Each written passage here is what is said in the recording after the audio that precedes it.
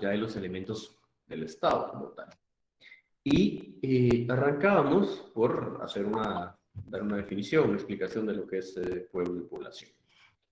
Eh, para ser muy puntuales, el población tenemos que decir que es aquel conglomerado humano, el cual se cuenta compuesto por personas individuales que han nacido dentro de un territorio determinado. Y también personas extranjeras que, por razón de su domicilio, pues se han asentado en ese territorio determinado. La característica es que lo han hecho de forma permanente. Ahora, cuando hablamos nosotros de pueblo, específicamente no estamos hablando de pueblo, tenemos que decir que es aquel grupo humano que integra una unidad política y que se mantienen ligados pues, por ideales comunes, cuestiones como esas. Gracias. Cuando hablamos nosotros también de los demás elementos y nos referimos, por ejemplo, al territorio, tenemos que decir que es aquella área geográfica dentro de la cual el Estado va a ejercer el poder. El territorio también yo les explicaba que tiene ciertas funciones de carácter positivo y negativo. Cuando hablamos que son de carácter positivo, nos estamos refiriendo que es que le va a proveer de un asiento físico a una población.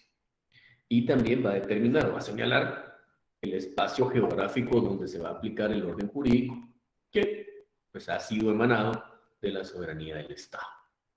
Pero desde un punto de vista negativo, va a venir a limitar la actividad hacia adentro, o sea, de las fronteras hacia adentro, y también va a buscar de alguna manera impedir la injerencia de otros estados. Eso es para hacerlo así muy gráficamente a lo que se refiere todo lo que es el tema del territorio.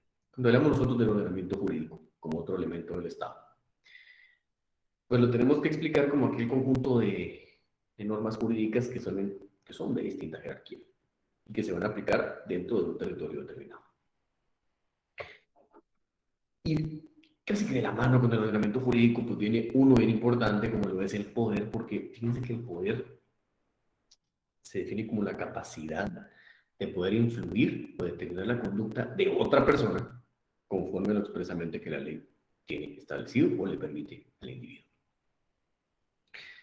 Los sujetos del poder fue otro tema que vimos el día viernes, y los sujetos del poder pues son dos, elementos subjetivos son dos. Uno de ellos es pueblo o población, esa es a quien se ejerce ese poder, y es el gobierno o los gobernantes. Y luego vimos también que, por ejemplo, dentro del fin que tiene el Estado, que es el bien común, lo teníamos que hacer desde el análisis también de las finalidades que modernamente se dice se establece que tiene el derecho. Y cuando nosotros hablamos de esas finalidades que tiene el derecho, nos estamos refiriendo a que son tres: desarrollo individual, desarrollo social, convivencia social, y que estas tres vienen viendo como que abren la puerta a poder hacer una distinción de las concepciones de lo que es la finalidad del Estado, porque en una concepción muy clásica, inicialmente, fíjense que ahí era muy interesante porque eh, establecía que se iba a buscar alcanzar el mayor bienestar posible para el mayor número de individuos, que es una contradicción. No podemos decir que vamos a crear una organización como esta y vamos a dejar fuera a un grupo de entrada diciendo, no, mire, solamente vamos a respetarle el espacio a cierto o determinado. Ya modernamente, en una concepción más moderna de la finalidad del Estado, apoyándonos también de esas finalidades que tiene el derecho modernamente hablando, nos topamos con dos conceptos. Uno que ya lo vimos, como les digo, da el pie forzado para poder explicarlo inicialmente, es el desarrollo social, pero también está la justicia social. Y eso realmente pues, son las finalidades del Estado desde un punto de vista moderno. Eso es hasta donde nos quedamos la clase pasada, si no me falla la memoria. Lo que fue hasta ahí donde nos quedamos. Y también, pues bueno, el día de hoy vamos a continuar.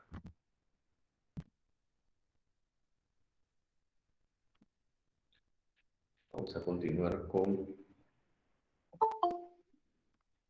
la sesión número 5, que es en la que vamos a estar el día de hoy.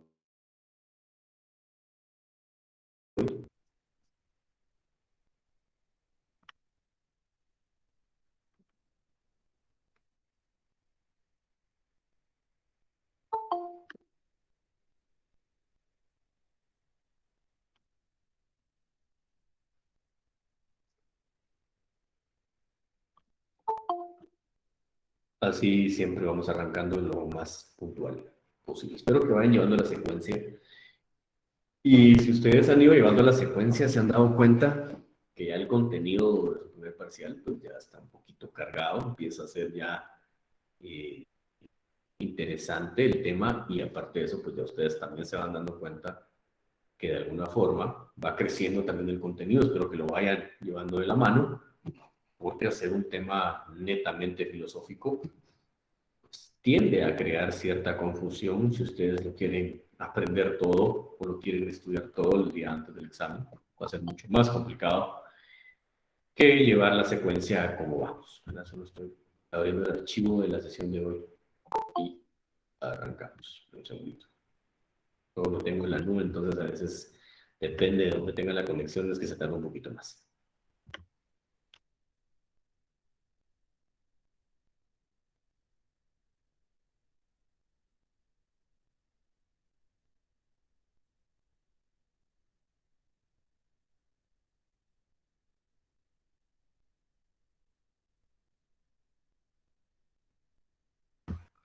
Bueno, muy bien.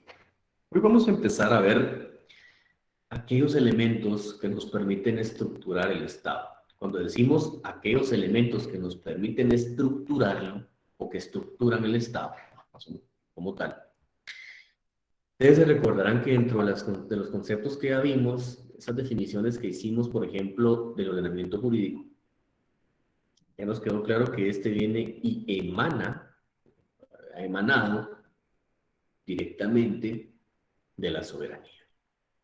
Cuando hablamos nosotros de esa soberanía,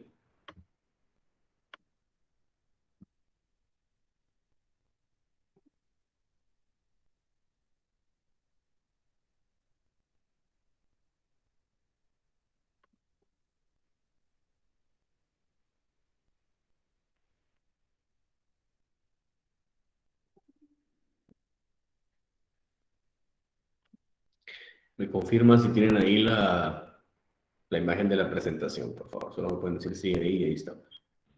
Sí, Ahí está. licenciado. Perfecto. Bueno, miren, cuando hablamos nosotros de la soberanía como tal, fíjense que esta proviene del latín supremus. Y este supremus como tal se traduce en lo más elevado, pero también podemos decirlo como lo inapelable. Fíjense que cuando decimos nosotros lo inapelable, imagínense, es tan tajante hablar de soberanía. Yo les coloco ahí ahorita en pantalla dos definiciones de dos autores contrapuestos totalmente. Hans Kelsen, un positivista, y alguien que me encanta leer, bueno, Hans Kelsen, austriaco, y Vidar Campos, argentino, justnaturalista. Pero fíjense que dentro de las dos visiones que tienen ellos acerca de lo que es la soberanía, por ejemplo, fíjense que para Hans Kelsen la soberanía que significa que el orden jurídico estatal, imagínense ustedes, él habla de un orden jurídico estatal, es supremo, comprendiendo todos los restantes órdenes parciales, determinando el ámbito de validez de todos ellos, sin ser a su vez determinado por ningún orden superior. Es un orden unitario y único desde el momento que excluye los restantes órdenes. Esto nos dice Hans Kelsen en una visión extremadamente positivista. Pero ahora veamos una visión un poquito contrapuesta. Y cuando digo un poquito más, porque no son de las mismas escuelas jurídicas, hay una parte que es interesante. Vidal Campos dice que es la cualidad de aquel poder que para organizarse jurídicamente no reconoce dentro del ámbito de relaciones que rige otro poder superior que cuya normación positiva derive lógicamente su propia validez normativa. Fíjense que ahí de una vez de entrada nosotros podemos sacar fácilmente algunas pues cuestiones muy importantes, puntos en común que tienen los dos. Por supuesto que también tienen puntos que son de alguna manera no necesariamente que confluyen, Pero cuando analizamos la visión de un positivista neto, puro como Hans Kelsen, y vemos una posición de 180 grados de Vidar Campos del otro lado, si lo que tenemos que empezar a ir buscando nosotros, ver de dónde es que ellos están en la misma sintonía, es que, por ejemplo, los dos están claros que no hay nada por encima de la soberanía, no hay nada más. Desde el momento en que, por ejemplo, cuando hacemos una relación de estas dos, después vamos a hacer una definición bastante clara de lo que estos dos autores nos dan. Pero, por ejemplo, vean ustedes en lo que los dos arrancan, por ejemplo, ¿para qué dicen es el orden jurídico, por ejemplo, del Estado? ¿Verdad? Es supremo, no hay más. Pero fíjense que Villar Campos, él dice que la cualidad de aquel poder, que para organizarse jurídicamente, y ahí los dos confluyen en el mismo punto. Y otra cosa más, Villar Campos perdón, no reconoce dentro del ámbito de relaciones que rige. ¿Qué está diciendo? Que va a establecer diversos tipos de relaciones como tal y que no va a reconocer que exista otro poder superior a la soberanía. Y hay situaciones interesantes porque, por ejemplo, Kelsen establece que es, aparte pues, de que no hay ningún otro que sea superior, nos está diciendo que es unitario y único. ¿Qué significa esto? Que no lo vamos a encontrar disperso. La soberanía es única. Es única y no vamos a encontrarla dispersa en varias partes porque no hay nadie que pueda estar por encima de ella y todavía, si le podemos agregar todavía un poquito más, no es que la vamos a poder separar, no se puede separar. Cuando nosotros entramos y vemos estas definiciones que tenemos acá en la pantalla, fíjense que George Jelinek también nos entra a definir lo que es la soberanía. Pero para Jelinek, la soberanía es la propiedad del poder de un Estado, en virtud de la cual corresponde exclusivamente a éste la capacidad de determinarse jurídicamente a sí mismo. Aurelio García, que es otro autor latinoamericano, nos dice que la soberanía es el poder de mando supremo que tiene el Estado para guiarse interior y exteriormente, pero ateniéndose a limitaciones jurídicas impuestas por él mismo. Este es el primero que le coloca un tope a la soberanía. Y en ese tope que le está colocando, le está diciendo va a tener una limitación y que es una autolimitación de la soberanía. La soberanía a sí misma se va a limitar. Dentro de esas definiciones que estamos analizando, les coloco yo en pantalla una explicación de lo que es la soberanía desde el punto de vista de la Corte de Constitucionalidad. La Corte de Constitucionalidad nos está diciendo que la soberanía se traduce, o la soberanía del pueblo le denomina la Corte de Constitucionalidad. Es aquella que evoca la idea de un gobierno del pueblo, de acuerdo a la teoría democrática, es el poder supremo del Estado, poder del que provienen todos los demás poderes, lo detentan o pertenecen indivisamente a todos los ciudadanos de una nación. Fíjense que aquí hemos analizado 5 puntos de vista diferentes. Y lo más interesante es que, por ejemplo, ¿qué es lo que vimos que nos aportaba Hans Kelsen? Primero nos estaba dando la característica que es supremo. Segundo, es el que le va a dar validez a todos los demás, que es único, ¿sí? Y que va a excluir a todos los demás. ¿Qué otras características nos da Vidal Campos? Que este poder no reconoce a otro que sea superior a él, ¿sí? Y que este mismo también confluye en el mismo punto que Kelsen, que le va a dar validez a sus normas. ¿Qué es lo que nos dice George Jelinek? Desde el punto de vista de Jelinek, nos está diciendo que es la capacidad de determinarse jurídicamente a sí mismo. Aurelio García lo que nos está diciendo, y el aporte tal vez más importante, es que es el primero que dice que la misma soberanía se va a sujetar a los límites jurídicos que se vaya a colocar a sí misma. Y por último, la Corte de Constitucionalidad, yo les coloco ahí el expediente que lo establece, en el que en una sentencia lo explica, dice la soberanía del pueblo. Una vez nos está diciendo quién es el titular de la misma. ¿Sí? Porque evoca la idea de un gobierno del pueblo. Fíjense que cuando uno se mete al tema, en este caso, pues la de la teoría democrática, que ya lo vamos a ver aquí también,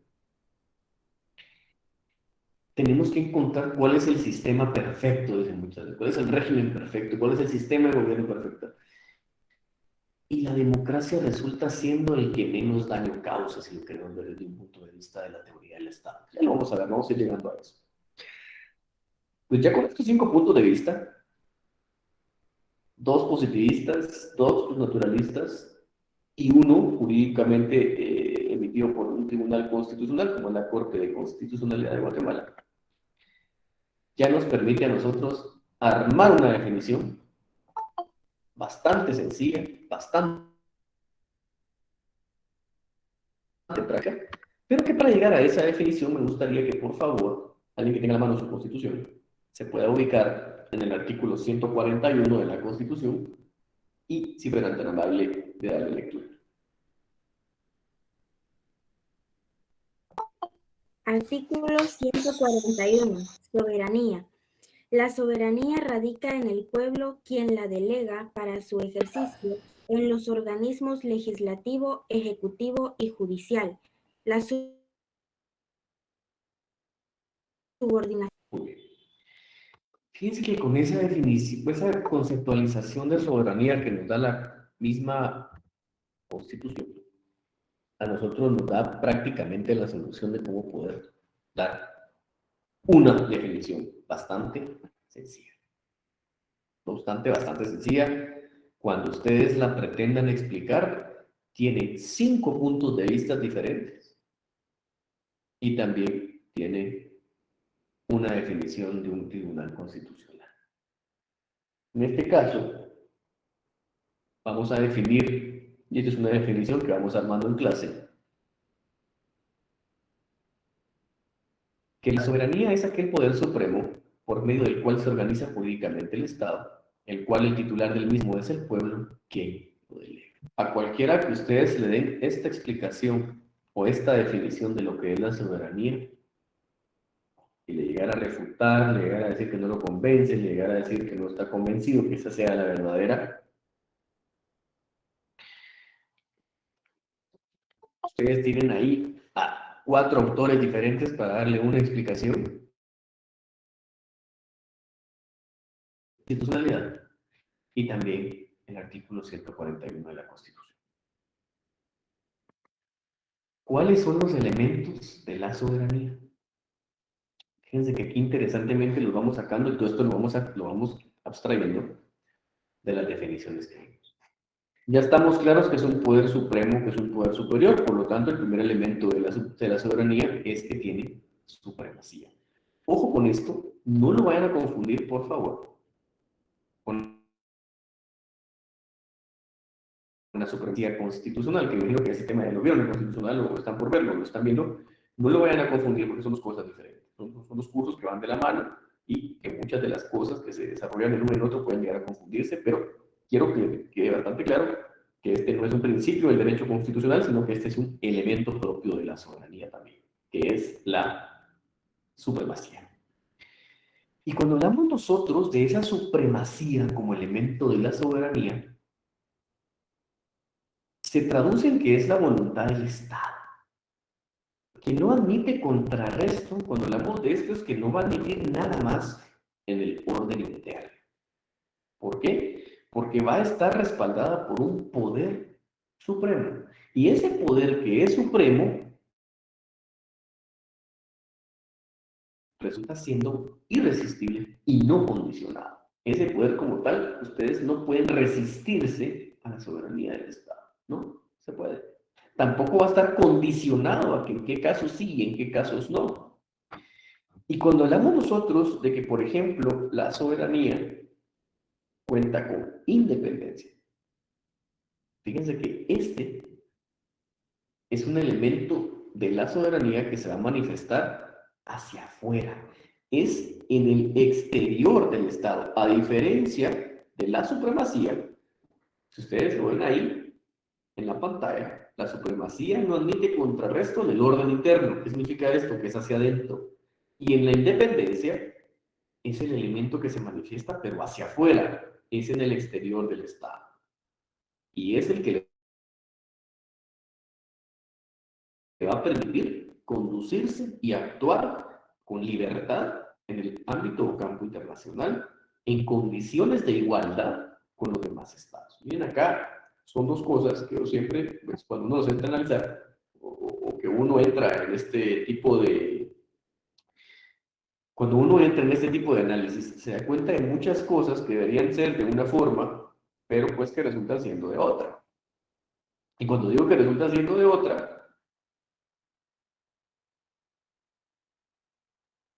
es porque nos damos cuenta que es un poquito complicado, porque fíjense que supuestamente en esa soberanía que no admite en el orden interno contrarrestos, que limitaciones, etcétera, nos topamos con que hay lugares, hay regiones en nuestro país donde resulta casi imposible que el Estado pueda someter, que resulta casi imposible que el Estado pueda llegar con el poder del que está investido, que ese poder pueda manifestar estar por encima, internamente. Ahora miremoslo en el campo internacional. O sea, en el campo internacional todavía nos damos cuenta que es un poco más complicado, porque nos está diciendo dos cosas, que somos libres de conducirnos en el ámbito internacional en condiciones de igualdad. Y cuando hablamos de esas condiciones de igualdad, yo les pregunto, ¿será que somos iguales todos los estados en el mundo? ¿Será que a todos los estados en el mundo se nos permite conducirnos libremente en condiciones de igualdad? Por supuesto, esto es pura conceptualización, esto es pura definición, y eso es a lo que ustedes deben enfocarse. ¿Cuáles son los elementos de la soberanía? Son dos. Uno es la supremacía, otro es la independencia. Tal cual los estoy explicando en este momento, tal cual se les voy a preguntar. ¿Cuál de los elementos de la soberanía se manifiesta hacia afuera? La independencia. ¿Cuál de los elementos de la soberanía se manifiesta hacia adentro? La supremacía. Lo más interesante, lo más importante de estos dos es que van de la mano. No puede haber uno sin el otro. Tienen que estar ambos representados de alguna manera.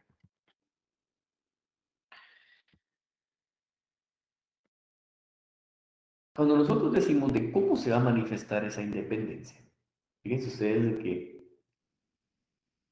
es tan particular porque hay principios del derecho internacional como lo es la libre determinación. Pero esa independencia como tal es el derecho que tiene cada Estado de determinar su organización constitucional. Vamos haciendo un acto ahí. Cuando hablamos nosotros de que el Estado tiene un derecho de determinar su propia organización constitucional, es que va a través de su soberanía y de la independencia poder crear la constitución política, en el caso guatemalteco, en otros lugares solo se le denomina como constitución, en algunos otros lugares se le denomina como, no entraremos a esa discusión de denominaciones, pero la idea es que a través de la independencia cada estado pueda establecer una constitución, escoger su forma de gobierno y elegir sus propias autoridades. Esto lo va a hacer sin intervenciones exteriores que vengan a coartar la libre determinación. Ahora, cuando hablamos nosotros de escoger su forma de gobierno, miren, nadie nos puede decir que, por ejemplo, seamos una democracia, por ejemplo. Y si no queremos ser una democracia, y si como individuos decidimos que la democracia no es el mejor camino, perfecto. Porque la independencia de la soberanía se manifiesta en este tipo de situaciones. Tampoco podría una intervención exterior venir a decirnos quiénes tienen que ser nuestras autoridades. Nuestras autoridades las vamos a elegir nosotros. Que las vayamos a elegir entre no los más aptos y entre no los mejores, pues esas son las condiciones, se debe respetar. Lo que no se puede hacer es que nos impongan o que nos digan cómo debe estructurarse. Ni tampoco que nos vengan a decir de alguna forma cuál va a ser la forma, del cual va a ser el método a través del cual vamos a elegir a nuestras autoridades. Fíjense que ahí es donde quiero hacer un alto. Yo no sé si ustedes han leído las noticias últimamente, pero resulta que en el proceso que estamos viviendo de la elección de fiscal general y jefe del Ministerio Público, que ya en un cuantos meses debería de hacer el cambio, pues resulta que embajadores se les dio la tarea de entrevistarse con los comisionados. Fíjense que ahí están violentando todo lo que estamos viendo en la pantalla en este momento. Yo sé que el tema de corrupción, yo sé que el tema de... miren, hay cuestiones tan puntuales, pero que las debemos de aceptar. Debemos aceptarlas. Esa es la forma en la cual nosotros hemos, a través de una constitución, establecido cómo se van a elegir las autoridades. O sea, no podría venir un grupo de embajadores. ¿Ustedes se imaginan la barra de abogados? Creo que Nueva York mandó una carta a Guatemala. Créanme, miren, es ridículo. Es ridículo. ¿Cómo puede ser posible que una barra de abogados, que es el equivalente al colegio de abogados en Guatemala, le diga a un Estado, le mande a decir a un Estado cómo debe elegir? Miren, eso es inconcebible. ¿De verdad ustedes se imaginan al presidente del Colegio de Abogados de Guatemala mandándole una carta al presidente de los Estados Unidos cuando elige el fiscal general? No, o sea, es inconcebible. O sea, ya roza en lo absurdo. ¿Y saben por qué roza en lo absurdo? Porque la barra de abogados de Nueva York concentra a los mejores abogados criminalistas de Estados Unidos. Es absurdo. ¿Qué significa tener a los mejores abogados criminalistas? Que defienden delincuentes. Miren, ustedes en la barra de abogados de Nueva York, pues conozco algunos amigos de aquí de Guatemala que sí están inscritos, registrados en la barra de abogados de Nueva York, por supuesto, tienen un nivel muy alto, muy elevado de conocimiento y de ejercicio profesional.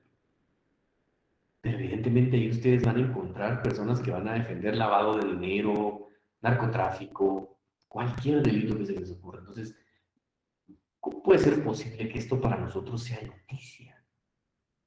Cuando nosotros debemos hacer respetar nuestro procedimiento, que no sea el mejor, que no sea el idóneo, que no nos guste, que no estemos de acuerdo, eso es aparte.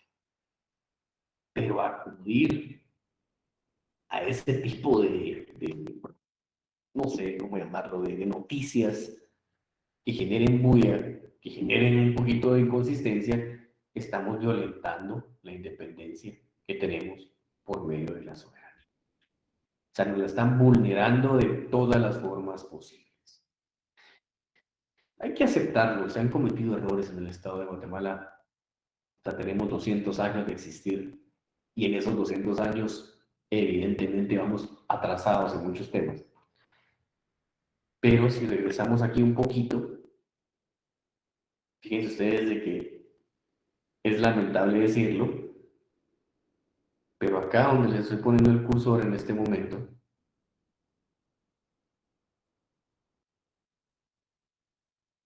es donde se han cometido errores. Hacia afuera. Increíblemente los errores que se han cometido de la soberanía guatemalteca hacia afuera son espantosos. Incluso hemos ayudado, por ejemplo, a invadir otros países. cuando no hemos ganado absolutamente nada, ¿sí? Nada, al contrario, lo que hemos ganado es una injerencia total, como está. Y si te destacas un poquito más atrás, lo que dice Vidal Campos, de cuya normación positiva derive lógicamente su propia validez normativa. ¿Qué significa esto? Que con nuestras normas jurídicas, como tales, van a llevar en una aplicación positiva, nos van a generar una validez normativa. ¿Cómo podemos nosotros decir que tenemos una validez normativa o que positivamente estamos aplicando las normas cuando nosotros buscamos que factores o agentes externos a un proceso, por ejemplo, como que acabo de citar, de elección de un fiscal general, pues resulta, particularmente es algo increíble, resulta que sí nos teníamos que haber puesto atención a los embajadores y que sí nos teníamos que haber apoyado en la barra de abogados de Nueva York de Estados Unidos. No se puede. No podemos nosotros mismos renunciar a algo que todos los estados deben defender. Fíjense que en las relaciones internacionales con otros estados, pues prácticamente nos aplicamos en la teoría del reconocimiento. ¿Y desde cuándo surge un estado? Estas relaciones se van a regir por valores, por principios, por prácticas y por normas del derecho internacional. Cuando decimos nosotros convencionalmente, es a través de los tratados, y cuando lo decimos consuetudinariamente, nos estamos refiriendo a la costumbre. Y acá yo les cito el artículo 149 de la Constitución. Si alguien me puede hacer el favor de ubicarse y darle lectura al mismo, le voy a agradecer mucho. Artículo 149. De las relaciones internacionales. Guatemala normará sus relaciones con otros estados de conformidad con los principios, reglas y prácticas internacionales con el propósito de contribuir al mantenimiento de la paz y la libertad, al respeto y defensa de los derechos humanos, al fortalecimiento de los procesos democráticos e instituciones internacionales que garanticen el beneficio mutuo y equitativo entre los estados. Fíjense que en esa parte, muchas gracias a quien me hizo favor de leer ahí. No vi el nombre de quién fue, pero muchas gracias. Ahí hay dos cosas que llaman particularmente la atención. Fíjense que ese artículo 149 ha sido objeto de bastantes análisis por parte de la Corte de Constitucionalidad, pero fíjense que dentro de esas reglas, prácticas y principios internacionales, resulta importante o lo más interesante que tenemos que analizar o que se puede tomar como punto de partida es que en aspectos como por ejemplo los derechos humanos resulta siendo que prácticamente este pasa a formar parte de nuestro ordenamiento jurídico. O sea, prácticamente ya lo hemos incorporado prácticamente a nuestro ordenamiento jurídico. O sea, pasaron de ser principios, valores, prácticas, etcétera, que tienen pues las prácticas internacionales, a que ahora de alguna forma resultan siendo de aplicación obligatoria. Es lo que ustedes van a ver en este semestre en constitucional dentro del bloque de constitucionalidad. Pero en esa convencionalidad que hay, que se les pone ahí, que son los tratados, también ustedes se van a dar cuenta que, por ejemplo, van a resultar obligaciones internacionales, por ejemplo, en las cuales el Estado de Guatemala va a estar totalmente comprometido de ciertos derechos en los cuales deberá someter de varias formas a observancia general. Fíjense que aquí, en este 149, muchos no le ponen atención al 149. Se basan más en el artículo 46, por ejemplo. Pero fíjense que el 149 es el que abre la puerta, por ejemplo, en que existen ya situaciones como lo es la minería, temas de electricidad, temas un poquito puntuales, que son los más sensibles, que ahora es totalmente obligatorio hacer la consulta, por ejemplo, a aquellos pueblos originarios. En algunas sentencias de Corte de Constitucionalidad todavía le llama pueblos indígenas, de hecho así es el convenio, se está denominado,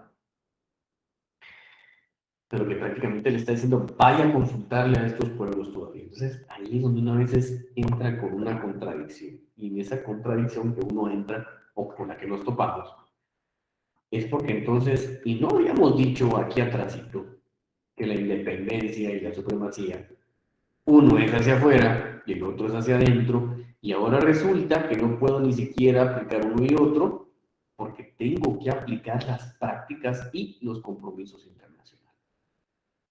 Cada vez que el Estado de Guatemala sea parte, suscriba un tratado, lo ratifique, prácticamente supremacía a través de su soberanía.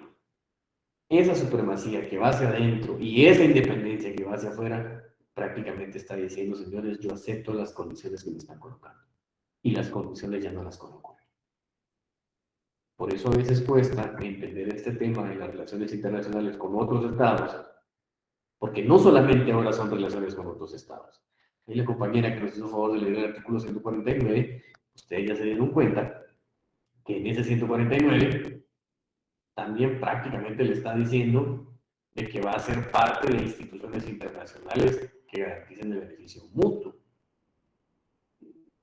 Palabras más, palabras menos, y que sea equitativo con los demás estados. Entonces, por ejemplo, cuando uno dice, bueno, Guatemala está en el Parlacén, Guatemala está en la OEA, Guatemala está en la ONU, Guatemala está en la OIT, cuando uno empieza a ver en todas las organizaciones internacionales en las que estamos, cada vez que a través de la soberanía vamos a ser parte de una de ellas, señores, estamos sujetos a aceptar las condiciones que ellos nos coloquen. Donde no va a ser así, es en los procedimientos internos que nosotros ya tengamos. ¿Qué significa eso? Que no pueden ir, por ejemplo, OIT y decirnos, usted va a tener una constitución diferente. Lo que sí puede hacer OIT es, a través de un convenio o tratado internacional en materia de derechos humanos, obligarlo, y nos va a obligar, si somos parte del tratado, a incorporarlo dentro de nuestro bloque de constitucionalidad. Miren, este es un tema muy apasionante, es un tema muy importante, que nos llevaríamos mucho tiempo en una discusión si estamos de acuerdo o no. Pero lo que sí es cierto, lo que sí es claro, es que no puede existir un Estado alejado, no puede existir un Estado que esté separado de las relaciones internacionales. No nos vamos a poder topar nosotros con un Estado que diga, yo no voy a ser parte de esa comunidad internacional, porque prácticamente se queda aislado. Entonces, prácticamente cuando nosotros vemos los temas de hoy y los vamos sumando con lo que hemos visto, ya es para que ustedes se vayan formando un criterio. La diferencia de ese criterio que ustedes se van a ir formando es cómo ustedes lo van a aplicar. Con ese artículo 149 y el 141 de la Constitución, como digo, mucha gente los pasa un poquito por alto. No los pasan por alto por desconocimiento, sino que le dan más importancia, por ejemplo, el 46. Pero no habría razón de ser de aplicar el 46 si antes no nos vamos al 149. Bueno, como siempre acostumbramos en la parte final de la clase, abrimos el espacio para preguntas y respuestas. ¿Tienen alguna duda? Ya saben que con mucho gusto levantan la mano quienes desean hacer una pregunta o quienes no, pues lo pueden hacer en el espacio de mensajes.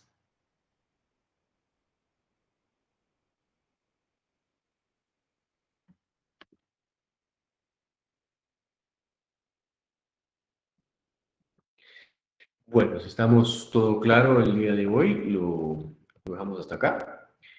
Qué bueno que lo lleven todo claro. La verdad que me gusta mucho eso. Ojalá que así lleguemos para el día del examen también. Eso va a ser una satisfacción bastante grande para mí. Que el examen también lleguen así, sin dudas. Y bueno, lo dejamos hasta acá. En un momentito ya van a tener el archivo de hoy en Classroom y también en el grupo de clase. ¿Sí? Feliz día del cariño para todos también. ¿Vieron? Espero que la estén pasando con sus seres queridos o que la estén pasando, como sea que la estén pasando bien. ¿Sí? Bueno, nos vemos el día miércoles. Un gusto saludarles y que pasen una feliz tarde-noche, que tengan éxitos en sus siguientes clases. Buenas noches, Lick. Gracias. Gracias. El cariño. Gracias. Gracias.